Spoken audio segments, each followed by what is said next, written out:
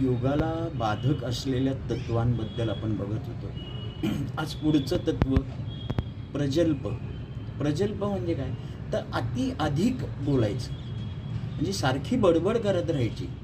आता त्याच्याने काय होतं, एकतर बडबड करण्यात वेळ जातो, म्हणजे तुम्ही योग करण्याचा जो कालावधी आहे तो कमी होतो, आणि दुसरं बडबड केल्यामुळे तुमची जी एनर्जी आहे ती एनर्जी पण वाया जाते.